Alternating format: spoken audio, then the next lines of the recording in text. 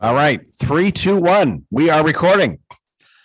Hello and welcome to the Gonzo Experience. I am David Gonzo Mamano here for another show. Thank you so much for sharing your heartbeats with me today. I've been doing a podcast every week for over 5 years, and a lot of you have listened to every episode because I hear from you. Thank you so much. And if you're new, I think you're really going to start a new habit today because my guest today is just he's a wonderful new addition to my life, introduced to me by Heath Barnes. I want to welcome to the show René Rodriguez. René, welcome to the Gonzo Experience. Thanks for having me, David. Appreciate being here. René, you know, I'm digging into what you do and who you are. And once again, I want to thank my good friend Heath Barnes for connecting us. But you know, you are like a new gem that I've just discovered.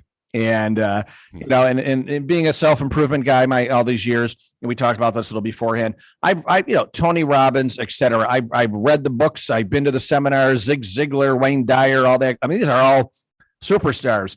But I'm always looking for someone to put some new water through my gills.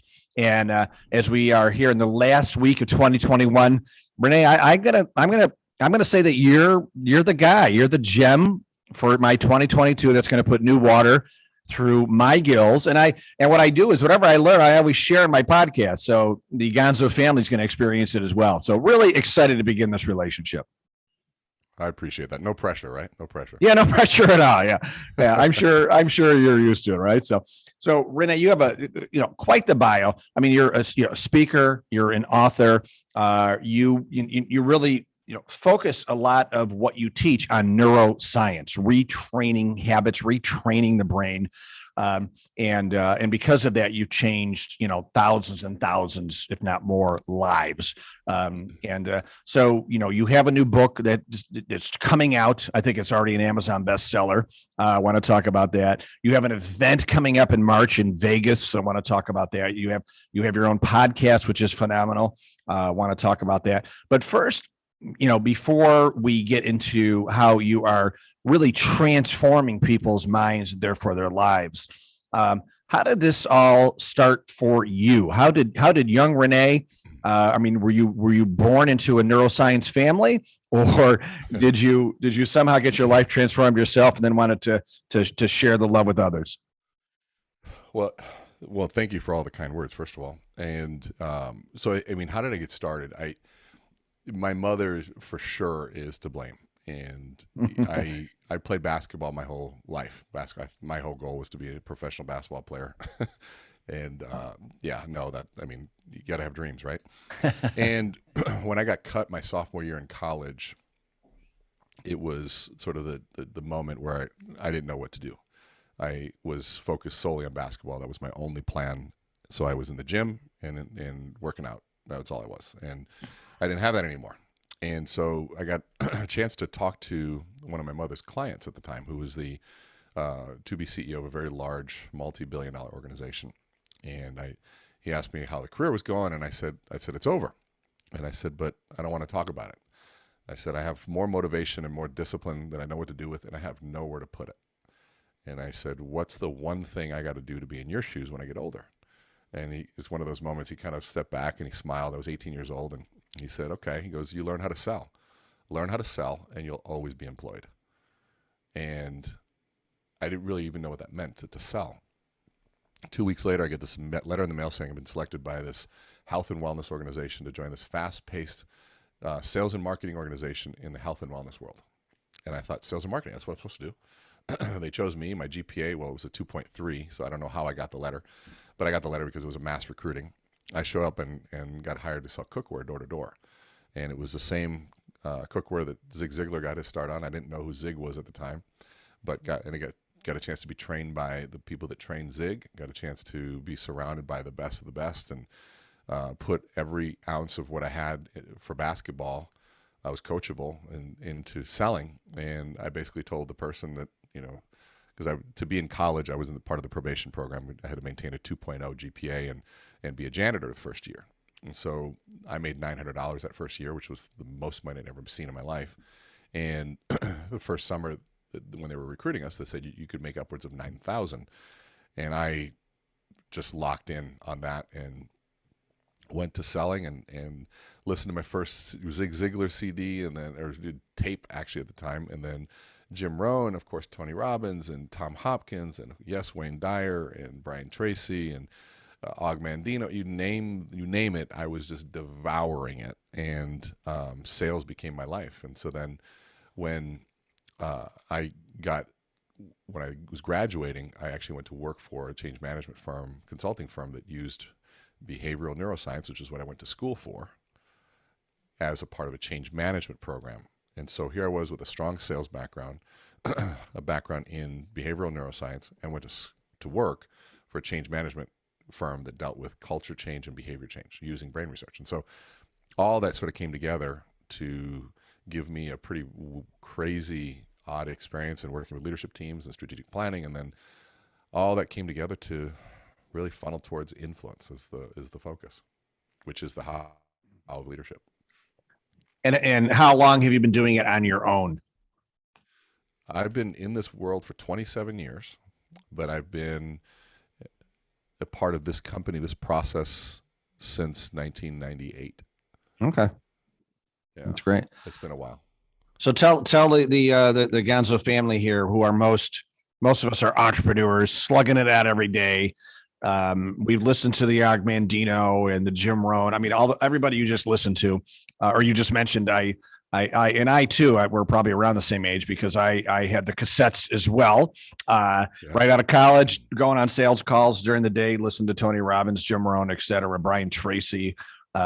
And Brian Tracy, did he teach me some sales skills or what? Right. I mean, these guys were the pillars of like just professors of sales and business. Right. Yeah. But so how have you taken all that? And so how do you help entrepreneurs transform their lives to the next level? So right now I work with people in a course called Amplify. And to me, what I used to do a lot of sales training. I used to do sort of workshops and designing your best year evers. And really where my passions have led me is to how do you help people communicate a message with influence? Influence is a science and it can be learned, but it is a process. It's a science. It's not an accident. And so when you're learning about how do you become better, and number one, even realize that influence is a thing, right? It's the one thing that we have. It's the only reason leaders exist is to influence behavior. It's the reason that you speak. People say, "Can you become a better public speaker?" I'm like, yeah, but for what purpose? And the what purpose is for driving a behavior. And there are people that are entertaining on stage, but they don't drive behavior. So there's no influence. And so in business, people aren't paying for entertainment. They're paying for a result of some sort. And so you have to be entertaining to capture attention so that you can then deliver the message of value. And so a lot of people forget the message of value. And so we teach a process that's 3 steps called frame, message, tie down. And that is a sequence that the brain follows to understand and capture information. And when they learn how to structure a communication, whether it be a value proposition, whether it be a keynote speech, whether it be a budget meeting, whether it be a 5-minute interaction to communicate difficult information, we teach people the way to understand how the brain receives information, especially difficult information, or maybe disruptive information that doesn't have a frame of reference, and then to communicate that in such a unique way that means something and they know how to act from it. And that's the key. Interesting. I found that a lot of entrepreneurs are pleasers. We like to, make everybody happy, and we're uncomfortable with discomfort. Do you see a lot of entrepreneurs acting that way, and are you able to help them with some of the processes that you put people through? I'd say the successful ones are very comfortable in the uncomfortable part. Yeah. The trait of agreeableness is probably one of the most profound traits that I think I've come to learn a lot about. That the less agreeable you are, the more and better negotiator you are in business and in salary. But also agreeable people are much more compassionate and they're much better in teams. And so you get entrepreneurs who do things who are extremely agreeable and they end up working day and night for too little money. And because they agree to things, they're not versus somebody who's not agreeable or less agreeable, and will negotiate harder. And so I think part of the piece is finding out where they stand on the agreeable side, and then how do you align being not agreeable with their values? Because that's if I help people, one, how do you make more money in business? Where I always begin everything with sales process. If you're helping an entrepreneur, at the end of the day, you got to sell something, and there is a way to get a product from A to B, and most people don't have that sales process well identified. And if they don't have it identified, they're doing it based on luck, or they're doing it based on really poor, inefficient conversions.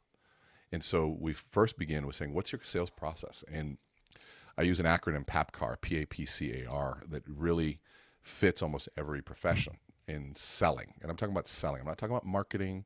I'm not talking about consultative processes. I'm just talking about straight, roll your sleeves up, sell a product. And there are 6 steps. Prospecting is number 1. Appointment setting is number 2. Presentation is number 3. Closing, and then aftercare, and then referrals, P-A-P-C-A-R.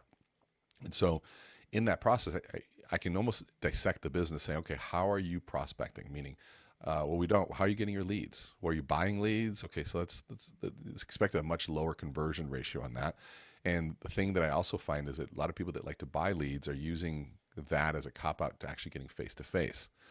Strongest entrepreneurs I know love getting face-to-face, and almost buying leads is almost like cheating to them, right? Even though it should be part of their business model, there's a mentality that goes with it of saying, how am I out there hustling? Who am I talking to? Face-to-face meetings, and how do I engage with somebody to be able to do that? Now, that doesn't mean you can't supplement with purchasing leads and marketing, because marketing is a fantastic thing, but it's just a separate skill set. Sales and marketing shouldn't always go so close hand in hand. They are completely separate skill sets that need to work together, and they usually don't work all that well together, right? You want to know if a sales and marketing team work well together, have them define what a lead means. Marketing is going to tell you a very different thing than sales will. And so sales process is, to me, number 1. And then the skill sets that come within each step.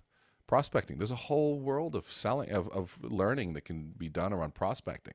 And then appointment setting. What's your script? How are you setting appointments? Where are you setting these appointments? Is it efficient? Do you need to stack them in a certain geographic area? What time are you making these phone calls?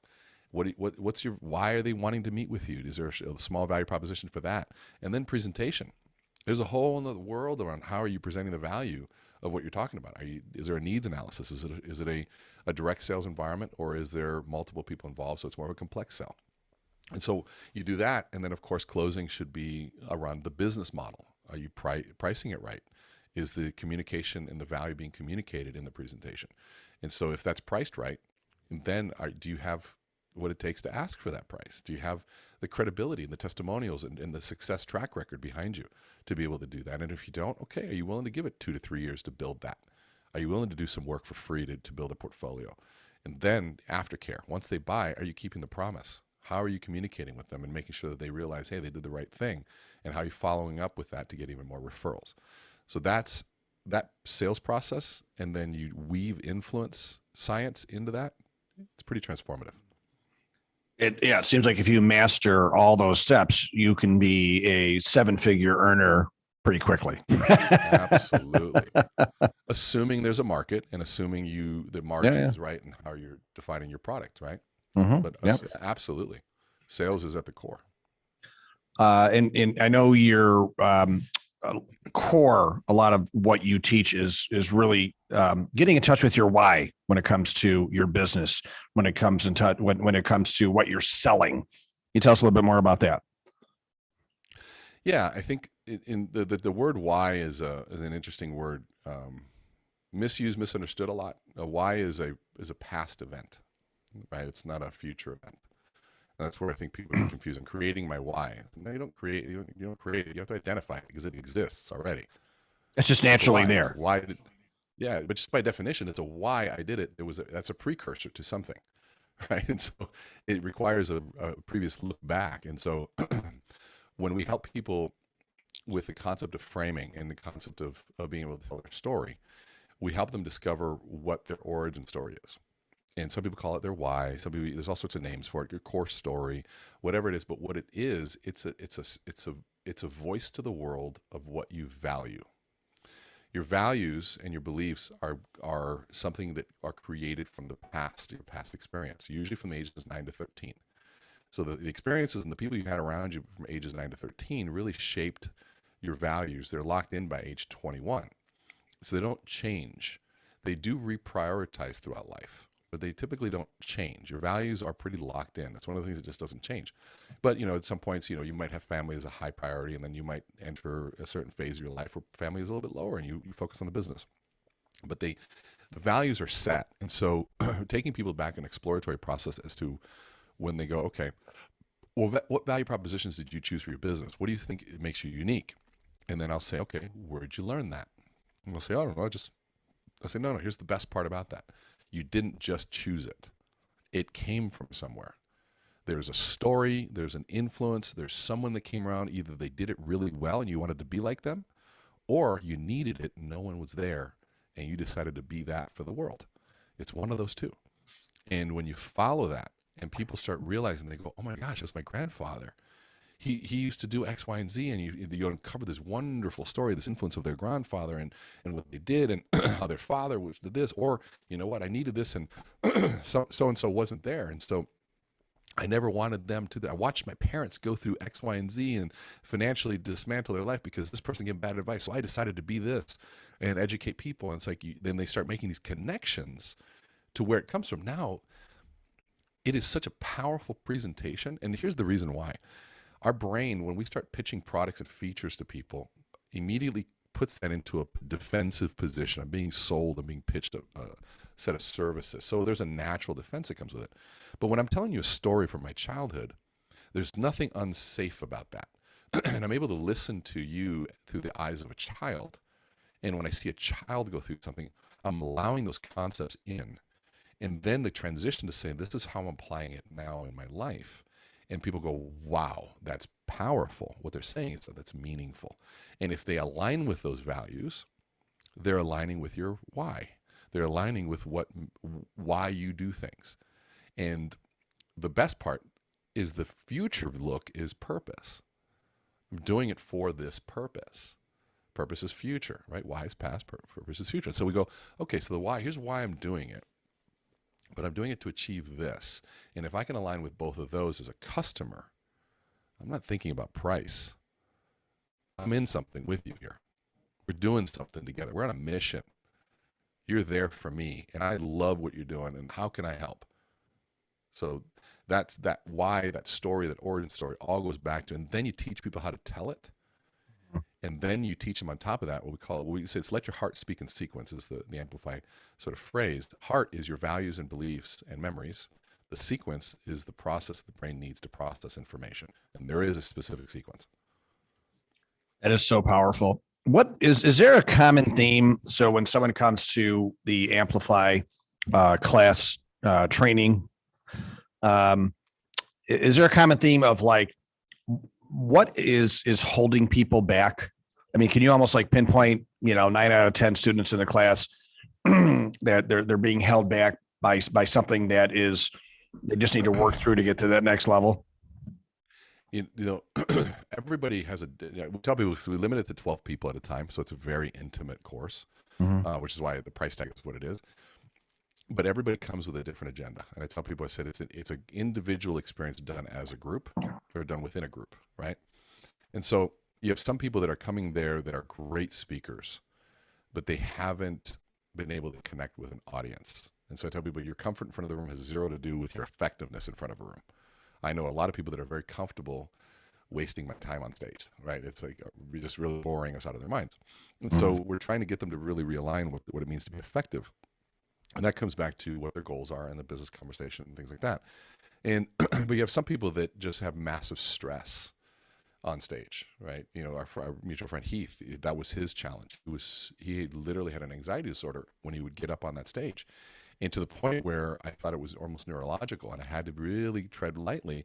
And I watched him for a day and a half, and I'd watch him one-on-one with people over lunch, and I watch him, after you're doing the breaks, and he's like Clark Kent. He's so smart, and he's so charismatic. He's so good. And then he'd get on stage and he would just freeze. And I said, okay, this is literally just stress. And so we would teach and work with him on working on his breathing. We teach him a few techniques that Navy SEALs use, that professional athletes use, that we've trained for 20 some years. And you watch people literally transform in front of your eyes just because they learn how to breathe correctly and their brain connects. And so breathing is a big one. Stress reduction is a big one. People realizing that they actually have a story. Most people think their story is not any good because they're comparing to something else. But the reality is that if people were to hear your story 100 times out of 100, if you tell it right and from the right place, people are moved by it because it's a different story. It's your journey, and they can connect with you. And our stories make us real, make us tangible. And so I've watched people go through amazing things and they think that they don't have a story. So giving them permission and teaching them how to tell a story is another one. And then the science is where most people don't even understand what they're dealing with. And if they just change a simple sequence, they watch their world change. And change the record in our head or rewire a little bit. Yeah, you know what's funny is that the rewiring, the approach that we take is physical. And because the rewiring, it can take a while, but there's also, we say, look, here's the thing. Your brain sends signals to your body. So when you're feeling sad, you look sad and you sound yeah, right? Yeah. So it goes from your brain to your body. But they also discovered it also goes from your body to your brain. So if you're feeling sad, you can override it by standing tall or speaking differently. Yeah. And your brain starts going, wait, hold on a second. I thought we were sad. Wait, I guess, hold on. Wrong neurotransmitter. Let's switch it over. We're actually feeling better here, guys. And that takes a while to do that. But it's like you can think your way into a new way of behaving, but you can also behave your way into a new way of thinking. And so we know that your body posture, your thoughts, and your breathing are all three components that are controllable. So if I go, let's start with what we can control first. We're going to fix your posture because light travels faster than sound. So before I even hear you, I'm looking at you. Yeah. And if you're standing in a weak position, if you're standing with no confidence, if you're standing in a historically symbolic way that signifies submission, that you don't even unconsciously realize you're standing that way, we're going to fix all those things first. And we're going to teach you the posture. We're going to teach you the stance, where to put your hands, how to keep your chin, all those things first. And then we're going to start exploring the story and start matching that, because your audience, whether, everybody listening here, we all are masters of body language, whether you studied it or not. And you're masters of one specific thing, which is congruency. If you can pick out incongruency and you've never been trained on it, if I'm saying one thing with my words, but my body is saying another ones, you pick that up. And so we first start creating congruency of words and behavior. Yeah. What you're saying right now reminds me of it was my first couple of years out of college and my first sales job. And I had a rough early afternoon, come back to the office, and my boss is like, how you doing, David? I'm like, great, feeling great. And my boss goes, oh, really? I said, yeah. He goes, why don't you tell your face? And I was like, he can tell that I was not doing great. And so I've used that before too. You're feeling great? Tell your face, please. But, and then also isn't there some science, just like the science of smiling, the physical aspect of smiling makes you feel better? I think it brings more blood to your brain and just puts you in a better place, right? Yeah. I mean, physiology is so critical. Your physiology, your emotions follow physiology. And so if you do that, you do send the signals to the brain to feel differently. Yeah. It's like smiling and dialing, right? There is something to be said about smiling and dialing when you're on the phone, right? There's that one woman who I forgot her name now, but she did a very famous YouTube talk, really Amy geared Cuddy. towards what's that? Yeah, Amy Cuddy, just act like Superwoman, right? Put the hands in the air, and that was a big piece of the success right there, right? So yeah, she's brilliant. Yeah. So as we wind up here, I want to talk about your book, which is not even done yet as of this day, which is we're here on it's finished. It hasn't been released yet. Hasn't been released yet. I'm sorry. We're here on the 28th, right? Of December or 27th. April 20. Yeah. It does come out April 26th of 2022. Right. And we're here in December and it's already an Amazon bestseller. So good for you. Tell us about the book and also tell us about the event you have coming up in March. I believe it's March 22nd in Vegas, because I want to go to that. I want to read your book. And then if we have time too, I know you have a podcast as well. So we get to talk about that a little bit too. Sure. Well, you can get to all of those at meetrene.com, MEET, Rene, RENE.com. And you'll see Amplify, then you'll see the AmpCon is the Amplify conference in March 14th in Las Vegas, and the book and the podcast. The podcast is called The Neuro Side. So we're looking kind of like take a walk on the wild side, take a walk on the neuro side. And so we take a neuroscience approach to leadership and influence is really the main topics. And of course, there's a lot of selling in there too. And so it is designed for entrepreneurs and business. And we've got so many, I get calls weekly, say, can I bring my kids? And so we have people that bring their children to our course. I mean, teaching children how to be better in terms of understanding their body language and how influence plays from a science perspective, how to do an interview, how to communicate a message, take an idea and bring it to life. Those kinds of things are what it is. And so the book is exciting. I mean, it's a book deal from Wiley Publications. Wiley & Sons are the largest business book publisher in the world. So they saw me speak somewhere and saw a few articles that I wrote, and they said, let's put a book together. And they've been amazing to work with. So it's really fun to kind of be in that family of some of the really, really cool people. And that comes out. We're excited. I mean, I put my heart and soul into it. So I've got a couple of people that are pre-reading it and they're calling me saying, wow, you're giving everything away. I'm like, yeah. So if somebody is willing to read it, they can get it all. But the reality is the reason why we have the course Amplify is, if I can nerd out for a minute, I'll tell you that Please. The difference between reading something and doing it. Reading is critical, but there are two kinds of things that we learn. There are things that are biologically primary and things that are biologically secondary. So biologically primary activities are things that we need to survive, right? And it's primary that from a leadership perspective that we're able to read body language. If I can read facial expressions as a child, before eating, if I know that this is a dangerous face, this is a threat, this is friendly, that's a biologically primary activity. And now there's biologically secondary things like learning finance or algebra, right? Or accounting. Those are things that are secondary. You can survive without knowing those skills. But the way you learn secondary activities is you need a guide, which would be a teacher, and they use a codified method to teach. Axioms, theorems, all that stuff that you learn in school. So what happens is the typical learning process is a secondary methodology. Axioms and theorems and tests and things like that, and through a guide. But you cannot learn biologically primary things through a secondary methodology. The example would be, let's pretend you got a boxing match coming up next week and I give you a book on how to box. You can read it all.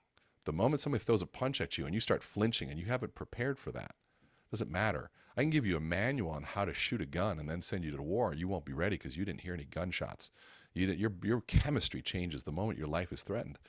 And the same is true with speaking. I can teach you all the stuff in the book, which you should learn as a manual. But the reason people come to the event is that we put you on stage for 3 days with me putting you through extensive stress to be able to manage and learn in a very primary sort of methodology what you have to do so that when you're done with what we do, you go out into the world and you're ready for it. You know exactly what to do. Your stress levels, you know how to manage them, and you've put all the science together to be able to do that. And we created the podcast to supplement the book as well as the event. And so the event, so the podcast, people say, Renee, it's not a podcast, it's a free training, because I approach it as a training.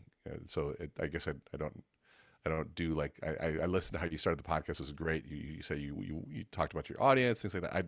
I need to do more of that. I actually just get right into it. I feel like I'm just on stage and or in a group and I'm giving away just a ton of stuff. So it's all designed. My social media, See Renee Speak, has a bunch of free videos. And so I believe the more you give out, it all comes back.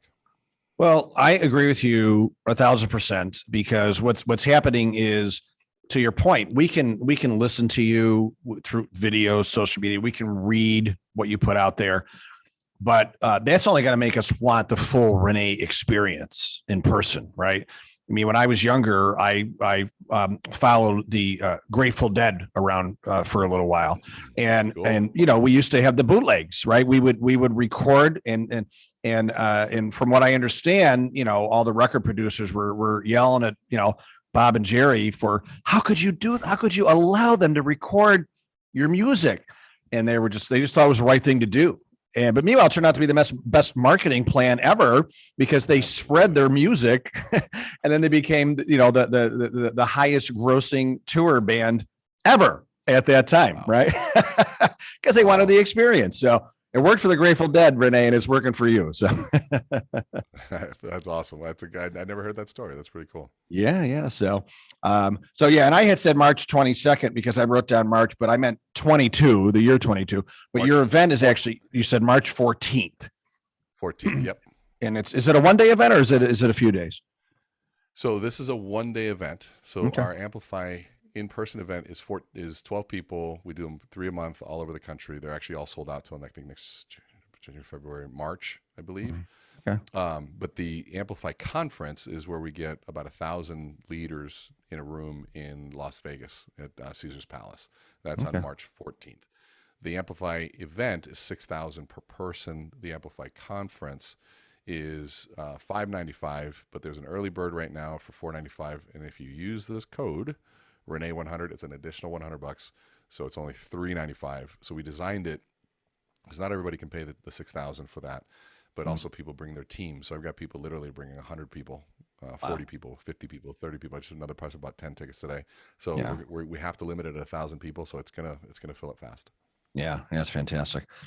Well, René, I know you have to go because you're trying to pack everything in before you leave. I think you're going on vacation, or no, you're buying a new house, right? So congratulations on that. Yeah, new house, and I've got to head to Arizona. The travel, it's starting back up immediately here. I had about a week off, which was nice. Very good. And you, so you're going to Arizona. You're in Minnesota, correct?